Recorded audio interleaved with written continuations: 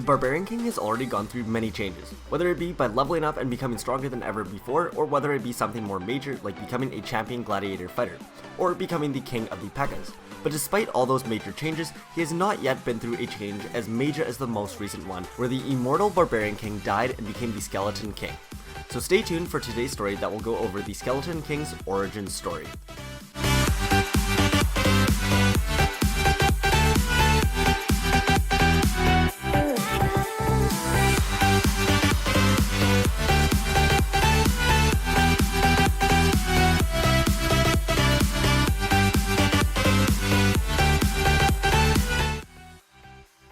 But 4 years? 5 years? How long has it been since the Barbarian King has been roaming around the Clash of Clans village? Doing the same old job of attacking and defending villages. The Barbarian King definitely has a good reason to be feeling bored, as he does nearly the same thing every single day. And it's for that reason that the Barbarian King absolutely loves special events and holidays, because during those events, new things happen and the Barbarian King and all the other troops get to experience a load of new things and get to have a bit of a different experience than their normal everyday lives. And so very recently, the Barbarian King was feeling even more bored than usual. He was pretty much just counting down the days until the next fun event, which just so happened to be Halloween. But Halloween was almost a whole month away, and the Barbarian King was a little distraught from that. But then the other day, the Barbarian King overheard a rumor of a brand new Halloween-themed arena in Clash Royale. It was the very first piece of new event news that the Barbarian King had overheard, and he was extremely intrigued. He tried to find out more about the new Halloween-themed arena, and he found out that apparently a new secret limited edition arena was going to be getting released soon in Clash Royale. The Barbarian King was so excited, and the fact that the arena wasn't actually released yet made it even more exciting for him, because it was a bit of a mystery and a surprise. So the Barbarian King thought that it would be a fun way to kill time to go and look for the new hidden Halloween arena and be the very first person to ever find it. Nothing much was happening in the Clash of Clans village right now anyways, so he left to go search for the Halloween arena. The Barbarian King traveled to the Clash Royale lands, and once he passed over the border he had to be much more careful, since now that he was no longer in the Clash of Clans lands, that meant that if ever he died, he wouldn't be able to respawn like he usually does, and he would be dead fully. So that meant that he was no longer immortal and had to be very careful. The Barb King searched for a long time before coming across a murky and dark looking swamp. It looked super spooky, and the Barbarian King thought that he was on the right track. He then poked his head through a clearing in the trees, and his eyes widened as he found himself staring at the brand new Halloween themed arena in Clash Royale. He was going to be the very first troop to ever set foot on it, and so he began walking over to the field area to go do it. But just as he was about to take his very first step on the new Halloween arena, he heard a loud roaring or growling sound. He looked to the right of him and saw a massive glowing purple golem staring directly at him with his piercing eyes. The purple golem looked extremely angry and was ready to attack as if the Barbarian King was trespassing on his property. The Barbarian King assumed that the new purple golem must be guarding the new arena, but despite the piercing eyes of the purple golem and the massive size of it, it didn't scare the Barbarian King. The Barbarian King was itching for a new and exciting fight, especially against a new troop like this that he had never fought before. And so the Barbarian King drew his sword and charged the purple golem. The Barb King took a quick slice and chopped off the golem's arm, and then quickly went in for the finishing blow. The golem exploded, and then the Barbarian King turned around to walk away. But little did he know that the purple golem didn't die, it just split into two smaller golems. So as the king was walking over to check out the rest of the new Halloween arena, the purple golemites ran up behind the Barbarian King and smacked him on the back of his head. The king then passed out and fell straight into the green river flowing between the arenas. The king then began floating downstream. Later, as the royal ghost was heading back to his castle after a long day of battles, he came across the Barbarian King laying at the side of a riverbank. The royal ghost went over to the king and noticed that the king wasn't breathing. The king was dead. The royal ghost luckily knew a thing or two about being dead, and so with the help of some of his ghostly powers, a small bit of a skeleton spell, and a haste spell to speed up the process, the royal ghost was able to resurrect the Barbarian King.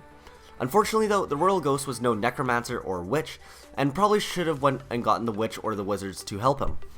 And so when he did resurrect the Barbarian King, he didn't fully bring him back. The Barbarian King was still his same old self, except for the fact that he just looked a bit different. And by a bit different, I mean very different. The Barbarian King was literally a walking skeleton now. Although he was still just as strong and just as smart as he was before, he just lacked muscles and a skin to show for it. Which was a little creepy, but the Barbarian King thought it looked awesome, and it also saved him time of having to go buy a Halloween costume this year. So anyway, once the Barbarian King regained consciousness, the new Skeleton King tried to get up, but he quickly stumbled. The The Royal Ghost quickly explained to the Skeleton King that it may take some time getting used to before he can be back to his normal strength. And so the Royal Ghost offered to take the Skeleton King home and help him adjust, since he had gone through the same thing on his own. So together, the Royal Ghost and the new Skeleton King made their way back to the Clash of Clans village with perfect timing for the spooky month of October. The Royal Ghost also ended up staying to help out the Skeleton King adjust even more and stayed for a little bit inside of the Clash of Clans village throughout the month of October. And that there is the story of how the Barbarian King died and became the Skeleton King.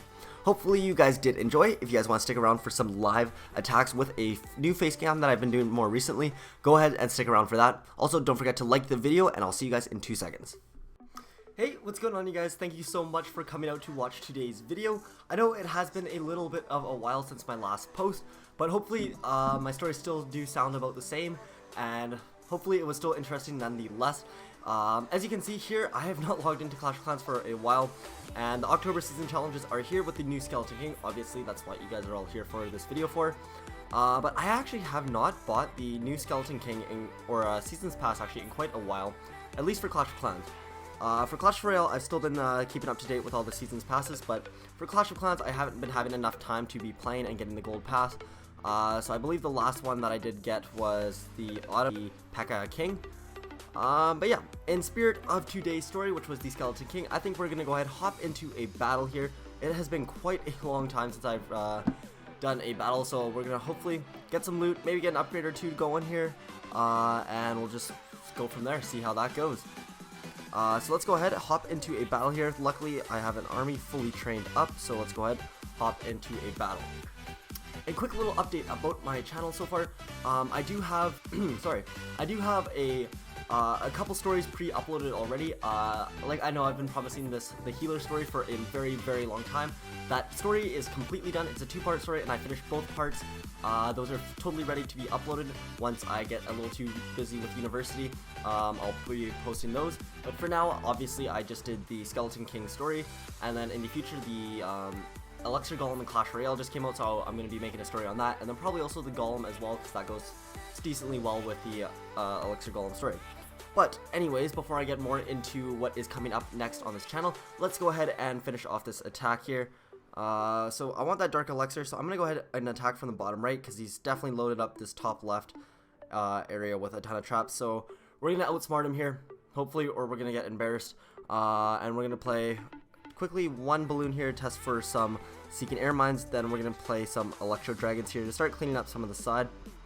I actually didn't see that air defense there, so we're going to have to kind of quickly deal with that. The balloon is just barely going to miss it, but once the balloon gets taken out, the death damage is actually going to be able to finish off that air defense, so I guess that works out. I just realized now, actually, that I don't have my Grand Warden with me, so that's a tiny bit of a problem, but we'll fight through it nonetheless. Alright. Now would be a great time to have my Grand Warden's ability, but unfortunately that is not an option right now. So we're going to go ahead, play both of our clone spells on these Electro Dragons, and then we're going to rage all of those.